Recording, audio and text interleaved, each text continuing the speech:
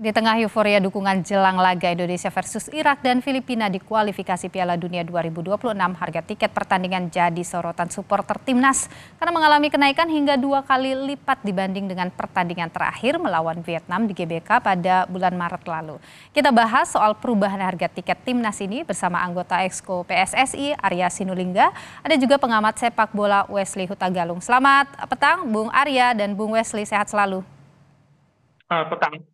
Ya, saya ingin ke Bung Arya dulu ini soal harga tiket ya, meskipun memang penjualan tiketnya sudah luar biasa begitu banyak, tapi masih ada juga sejumlah supporter yang menganggap ini tuh kemahalan dengan kenaikan lebih dari 2 kali lipat. Nah, bagaimana Bung Arya, PSSI melihat ini?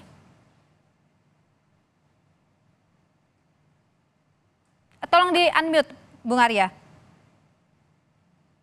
Masih ke mute. Ya, sorry. Oke. Seperti yang kami sampaikan sebelumnya, bahwa timnas yang kuat itu membutuhkan pendanaan yang kuat. Itu udah konsekuensi logis itu. Itu satu. Yang kedua, kita tahu bahwa pertandingan yang dialami oleh timnas kita kan ini jauh berbeda dibandingkan yang sebelumnya. Seperti kemarin kita di AFC U23 itu, kita targetnya 8 besar, itu pun sudah banyak mengatakan nggak mungkin berat, kita sampai 8 besar. Kemudian kita masuk sampai semifinal. Semifinal kita masuk lagi 3-4. Di 3-4, karena kita ngejar Olimpiade, kita pergi lagi ke Paris gitu ya, Perancis gitu. Itu saja udah membutuhkan dana yang sangat besar. Yang dimana sebelumnya pun ada TC juga, ada TC gitu ya, itu pun udah besar juga. Jadi melihat hal tersebut, jadi wajar kalau kita itu kan kita tahu bahwa yang namanya pendanaan itu untuk klub atau timnas itu ya satu hak siar, satu sponsorship, dan satu lagi adalah dari tiket penonton atau jersey dan sebagainya. Itu adalah pendapatan yang di seluruh dunia, ya begitu. Dan satu hal lagi apa? Timnas kita ini baru main sekali loh sebagai tuan rumah. Sepanjang tahun ini kita baru sekali di tuan rumah. Jadi bisa dikatakan pendanaan dari tiket pun itu baru sekali dilakukan. Belum ada yang... Oke. Bung Wesley, Anda sendiri bagaimana melihat alasan tadi yang disampaikan oleh Bung Arya? Bisa Sebentar lagi kalau kita lolos akan dapat. Baik, Bung Arya, sepertinya kita ada gangguan. 10 kali pertandingan. Oke, baik. Saya tahan di sana dulu, Bung Arya. Sepertinya kita ada masalah dengan koneksi. Saya ingin ke Bung Wesley dulu. Tanggapan Anda, Bung Wesley, soal apa yang disampaikan Bung Arya, alasan-alasan tadi. Ya, pertama menarik bagi saya adalah narasi yang dipilih oleh Bang Arya bahwa tim kuat membutuhkan pendanaan yang kuat. Itu pengertian kuat itu harus diperjelaskan. Jumlah pertandingan belum tentu membuat tim itu kuat. Pergi ke sana ke sini belum tentu membuat itu tim kuat. Jadi mungkin narasinya mungkin bisa dipilih bahwa semakin sering kita bertanding semakin membutuhkan biaya yang besar, tinggi. Mungkin saya itu pertama. Yang kedua, ada alangkah baiknya bila sepak bola yang baru-baru ini, Mbak, sudah menyatukan kita setelah kita dipecahkan oleh 01, 02, 03 di pemilu kemarin, dipersatukan oleh sepak bola dalam hal ini U23 yang bermain di Qatar maupun hingga ke Prancis. Saat ini kembali terpecah lagi oleh kelompok supporter yang sepertinya gampang sekali dia domba. Ada yang mengatakan, wah itu supporter FOMO, hanya melihat muka ganteng. Sementara kami yang berkeringat nyanyi sepanjang pertandingan, kami adalah supporter sejati dan kami tidak layak diberi harga gitu. Nah, yang saya dengar kan ada penurunan harga diskon ya, Bang Arya dengan teman-teman Ultras dan kawan-kawan di situ, bahwa itu adalah sebuah penghargaan bagi supporter yang memang terus mendukung Indonesia, mau baik menang kalah maupun ketika belum sepopuler sekarang. Tapi kalau untuk harga, alangkah baiknya memang pendanaan itu, pembiayaan timnas itu dikelola dengan baik oleh tim marketing, bukan dibebankan kepada penonton yang beli tiket dengan asumsi bahwa oh kemarin kita banyak pertandingan, oh kemarin kita sampai ke semifinal, sampai ke Perancis. Nah, kemudian kita butuh dana untuk melawan Irak dan Filipina ini kita butuh dana besar sehingga tiket dinaikkan. Mungkin alasannya tidak lagi mengacu pada pertandingan yang kemarin karena seharusnya sudah diperkirakan oleh tim marketing meskipun jauh dari target yang kita harapkan. Tapi jangan dibebankan kepada supporter. Oke, Bu Arya, bagaimana? Jangan dibebankan pada supporter untuk masalah pembiayaan ini. Ya, Wesley ini kan sangat berpengalaman di marketing. Dia tahu kalau sponsor itu kontraknya di awal tahun. Yang kita nggak tahu kita bakal sampai ke Olimpiade, Mas. Mana bisa mundur lagi kita kontraknya, Mas. Kan sebagai orang yang pakar di marketing, tentunya Bang Wesley tahu yang namanya sponsor itu bukan di seasonal ataupun di perturnamen atau pertandingan, bukan. Tapi kontrak jauh-jauh hari. Apakah Mas Wesley, apakah kita seluruh Indonesia sadar bakal masuk Olimpiade gitu? Maksudnya sampai ke playoff? Terasa enggak. Okay. Kami pun di PSSI enggak. Karena kita cuma 8 besar. Dan kontrak, saya rasa TV juga tahu, Kompas TV kan tahu tuh, bahwa kontrak mereka tuh jauh-jauh hari. Apalagi Bang Wesley, jagoan nih, ahli marketing, pasti paham tuh. Kontrak kan jauh-jauh hari loh, Mas. Oke. Bukan per pertandingan loh, Mas. Itu adalah kita tahu konsep bisnisnya. Jadi nggak ada namanya hak siar. Memang hak siar per pertandingan, yang enggak lah. Hak siar ya jauh-jauh hari. Mana pula di depan mata. Jadi saya rasa Mas Wesley nggak bisa lihat seperti itu. Harus paham nih bahwa kontrak kita kemarin hanya sampai, kan kita mikirnya siapa coba yang nyangka kita sampai playoff? Mas Wesley nyangka gitu? Apakah kita kemudian menyiapkan pendanaan kita sampai Paris gitu? Enggak, Mas. Nggak ada yang perkirakan seperti itu.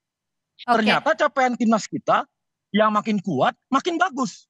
Baru kita harus berhenti gitu? Enggak. Kita topang ke semua. Kita topang ke semua nih, Mas. Jadi Mas Wesley harus tahu. Enggak, saya udah tahu juga. Di mana-mana yang namanya tiket penonton itu akan masih penghasilan sekitar 10-20%. Di mana-mana di seluruh dunia pasti seperti itu. Jadi wajar Bung Wesley itu mengandalkan dari tiket gitu loh. Baik, Bung Wesley bagaimana masukan tadi? Saya sepakat tidak mudah dalam menghitung perhitungan itu. Tapi kalau kemarin ketika Argentina datang kita bisa dapat duit, kemudian Pak Ketum mengumpulkan pengusaha-pengusaha kita dapat duit, mungkin solusi-solusi seperti itu harus kemudian diperkuat ketika menghadapi persiapan Irak dan Filipina ini bergerak lebih cepat. Mungkin pembiayaannya sekarang, tapi hitung-hitungannya pertandingan berikutnya kan kita akan banyak pertandingan. Nah, pertandingan uji coba atau pertandingan timnas lain itu masuk dalam bundling untuk sponsor yang mungkin bisa katakan mendadak. Tapi dengan magnet sepak bola yang begitu manis ya, begitu kuat, saya rasa banyak sponsor yang ingin terlibat dan begitu besarnya perhatian publik sepak bola, publik Indonesia terhadap timnas, mereka brand awareness mereka kan naik.